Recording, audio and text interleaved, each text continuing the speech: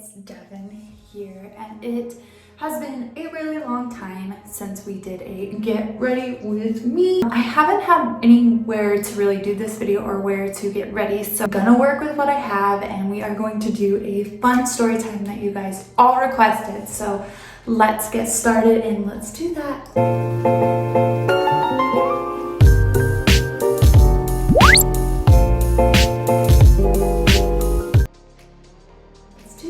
Okay, you guys, if you guys are new to the channel, hi, I am Deavan, and I am not good at makeup, but I do like to get ready with you guys and tell some stories about my life. So if you're new to this channel, thank you for watching, and don't forget to like and subscribe. If you are returning, thank you guys so much for your support. I appreciate it. As you guys may know, I am visiting America, and I normally live in South Korea.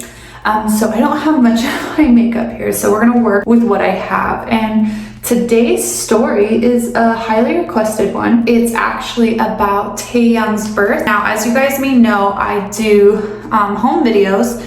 It's a special segment on my channel where it's just old or collected videos on my phone that not everyone gets to see, just fun videos I do myself, and I put them in a home video collection. And I did do one with Taeyang. So you guys didn't really get the full story on Taeyang'S birth and what happened. So if you guys don't know and you're new, I do have a 1-year-old son. He is half American, half Korean. And when he was born, he actually spent 2 weeks in the NICU. A lot of you guys were wondering what happened. Why was he in the NICU for so long? And I am here to tell you that story. Yeah, this foundation is so pale. I've been getting a tiny bit of sun, so it's just, yeah, I'm not good at makeup. I just do it for fun. Anyways, let's get on to the story. So if you guys didn't know, I spent my pregnancy alone in America. I did not have Jihoon with me during that time. So I did my pregnancy alone, and we decided to have Taeyang in America so he could be an American citizen. We did that for a lot of reasons. This sponge needs to be more. Yes, so we did that for a lot of reasons. But Jihoon did miss the birth, but I will get into that story. So basically during my pregnancy, I was having a lot of issues because I am O negative blood, and Taeyang was obviously a positive blood baby. If you have O negative blood, you know the complications that can bring with pregnancy. So basically, if you have O negative blood, what your body does is it sees the baby as kind of not a baby, but more of like a parasite, and then your blood just kind of wants to eat the baby. Like, that's the best way to explain it. So what they do is they give you a RhoGAM shot, which is basically a bunch of different blood that kind of tricks your body into thinking you have positive blood so the baby can grow. I don't know the full details on it, but that's basically what it is. And during my pregnancy, I did not get that shot. I don't know why. With Drusilla, I got it, but you know, I was trusting my doctor. I don't know the logistics. I don't know why. But anyways, the pregnancy was already going to be hard, and we were watching him very carefully, and I naturally have very high blood pressure. Always had, don't know why. I've tried changing my diet, I've tried everything to like lower my blood pressure. Especially during my pregnancy, it was high, super, super high. And everything was going fine until I hit about, I want to say 7 months pregnant, and my blood pressure was like 200, which is really high. That's like scary high. That's like blood clot, like stroke high, like it's dangerous. And so what they did is they changed my diet in hopes that would kind of lower my blood pressure. The baby wasn't being affected. The baby's blood pressure was fine. His heart rate was normal. Everything was good. Now, we were able to get it down to 160, which is still extremely high and not safe. So I went in for my, I believe it was exactly 35 weeks. I had actually started going into labor at 34 weeks, and I went to labor and delivery, and they were able to stop it, which is good, because they definitely didn't want me to have a premature baby, because that's no fun, because my daughter was premature. Luckily my daughter was fine, nothing wrong with her. She came out healthy, it was fine. It wasn't as if, like, it didn't even seem like she was a premature baby. Now with Taeyang, I had gone in for my 35-week appointment. They checked my blood pressure. They hooked me up to this machine because my blood pressure was just super high, and it was really scary. I might have a clip, so if I still have that clip, I will insert it.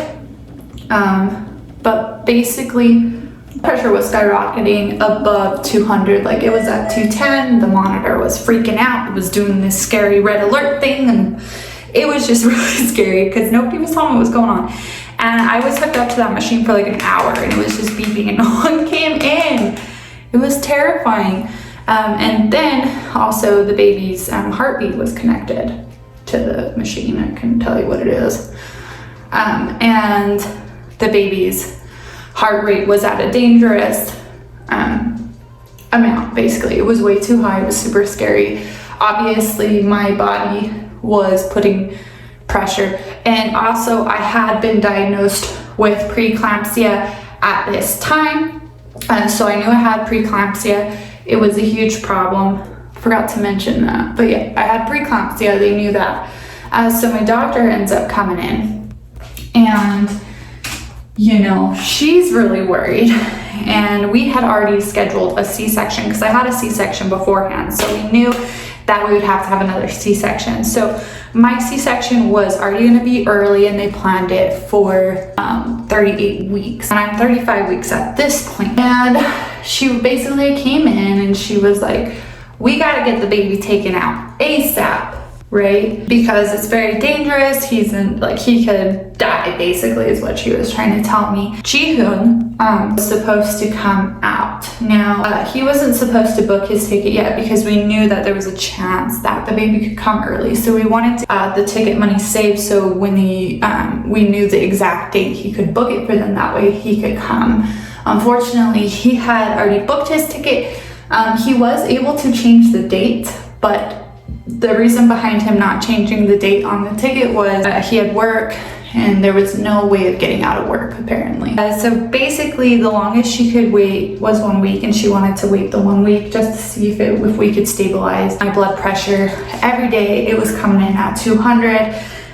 It did try and put me on medication. I don't think I took it just because the side effects were like frightening.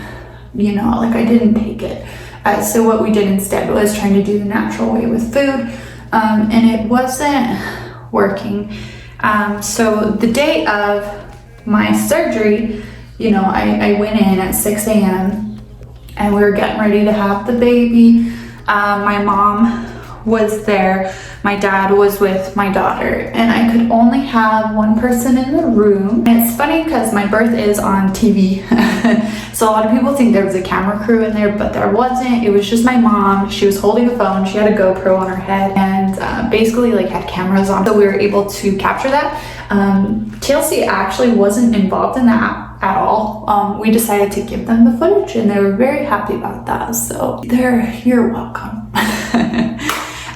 So anyway, I don't know why, because I had had a C-section before, but this time just seemed like extra scary. I couldn't tell you why. It just seemed frightening this time. I don't know why. Skyped Jihoon and his family so they could watch at least. While the surgery was going on, everything seemed normal.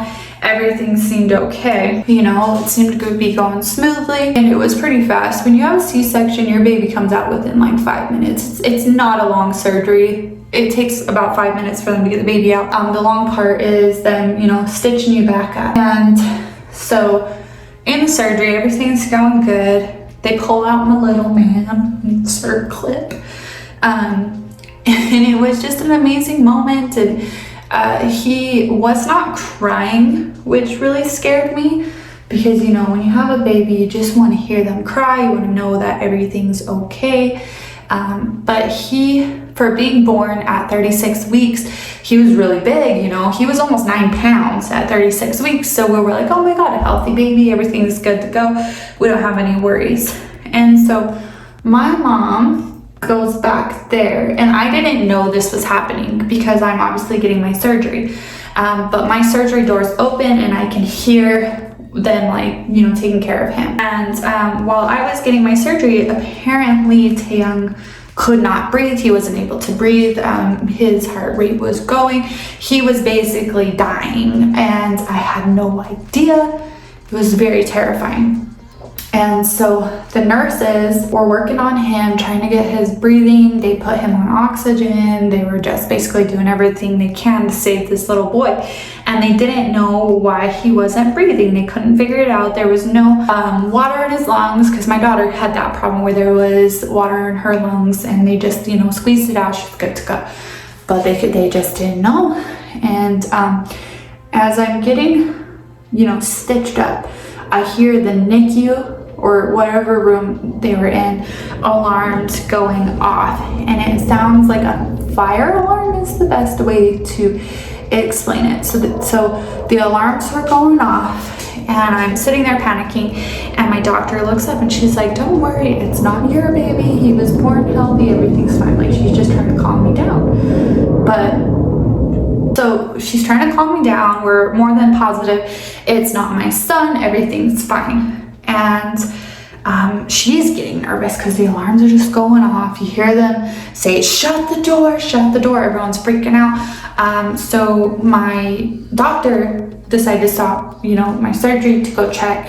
And it was Taeyang. He was basically not breathing. He just was not going to make it. And they were freaking out, and they had to, you know, try and save his life because he just was not breathing. He was turning blue. He was basically just dying, and that's so sad, and I feel so bad because I wasn't there to hold my little man. And they basically kicked my mom out and sent her to the recovery room. So she had no idea what was going on. She was like in hell. She felt so guilty because her job was to make sure you came out of there okay. So she was really upset about that. And so after I'm done getting stitched up, they were telling me, because when you have a C-section, you can't hold your baby. You have to wait till you're all stitched up and go into the recovery room, and then they bring you your baby, and then you can finally hold him.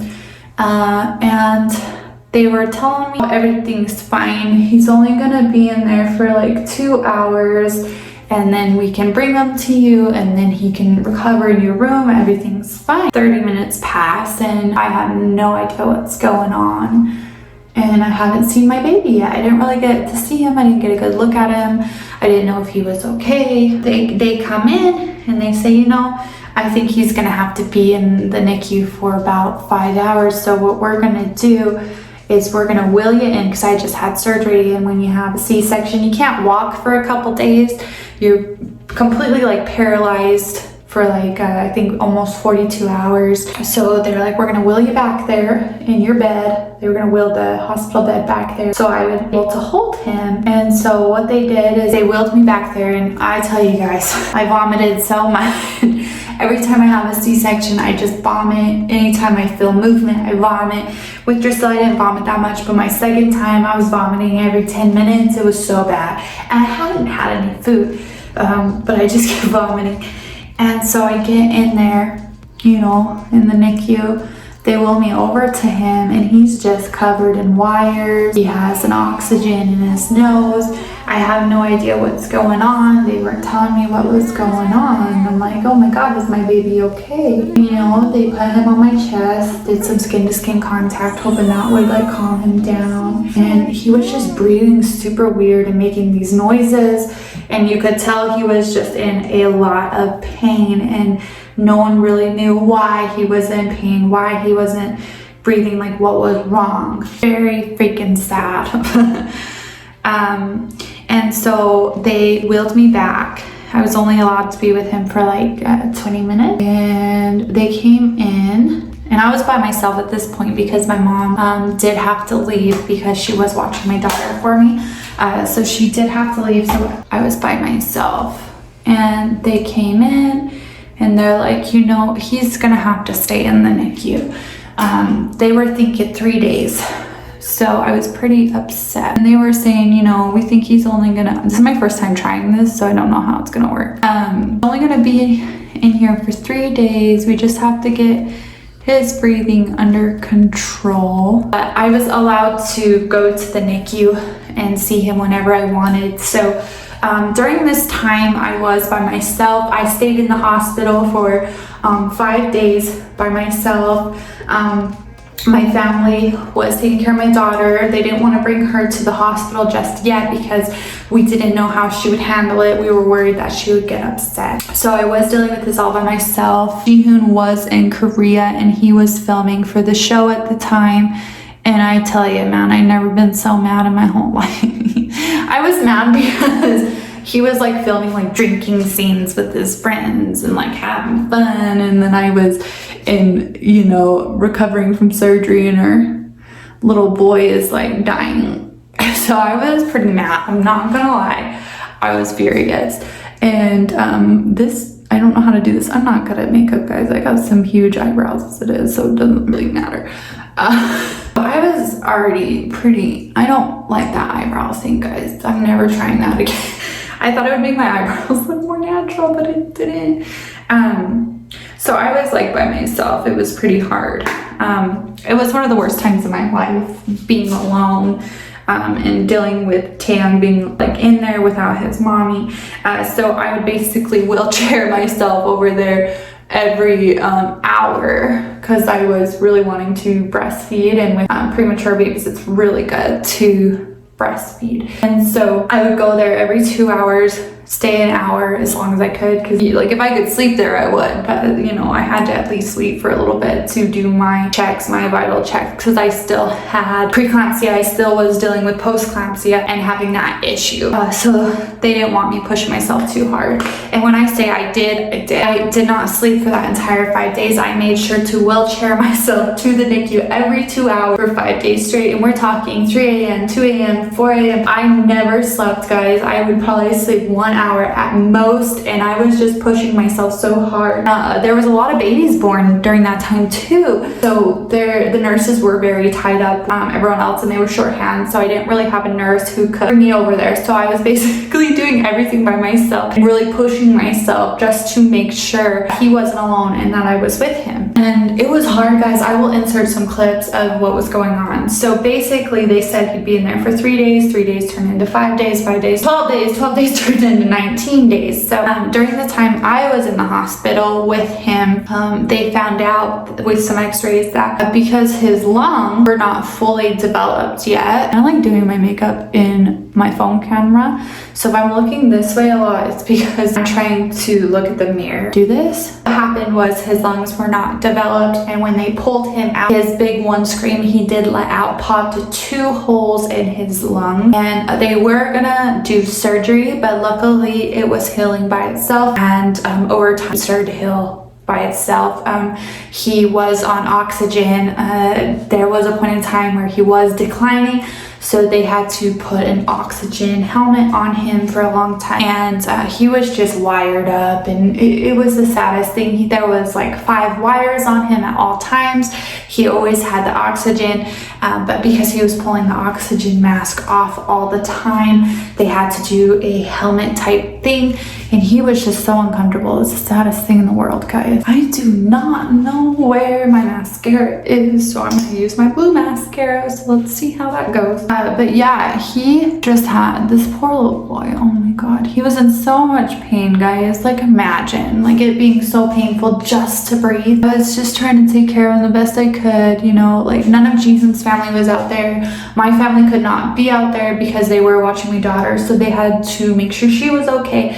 So I was dealing with this all by myself, and I tell you what, it was stressful and the hardest freaking experience of my entire life. I hadn't slept, and they had high hopes that he was going to be able to come home when I was released, but that's when they had to keep him for 12 days because he did have a problem where he declined, and they were worried if he came home he might stop breathing, and they weren't going to allow him to come home until he was fully off oxygen and didn't have to have a mask anymore.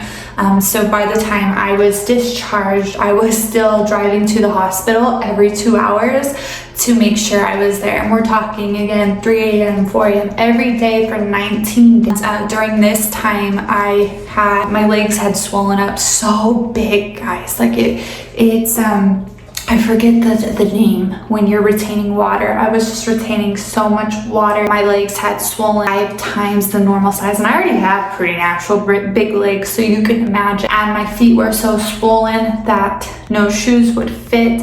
And we're talking so swollen, like I'll post a picture of someone else's because I never took a picture so you guys can get the idea. So right here is like how bad it was, and my legs were so swollen, my feet were so swollen to the point that the skin was breaking apart and bleeding, but I still made sure to go every 2 hours, guys. Taeyang was finally able to come home after 19 days. He was able to breathe by himself. The holes had healed all by themselves, which was fantastic. I was so happy. But then after that, I had post-eclampsia, and I ended up having to go to the emergency room 2 times because my blood pressure skyrocketed above 200, and I had to stay there, and they had to kind of maintain that because I was on the verge of basically, you know, having a blood clot burst or having a stroke or having like it was not a good experience, and I was dealing with a lot of health issues on top of having to film the show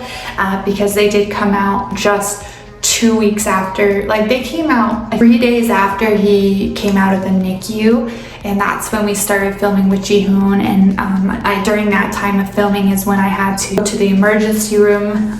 During that time I had to do photo shoots for the show. So I was still having to do all these things, and I was driving, and you're not supposed to drive after surgery. So if you guys watch the second half of the first season, I'm literally dying. Oh, and I got a staph infection from the hospital.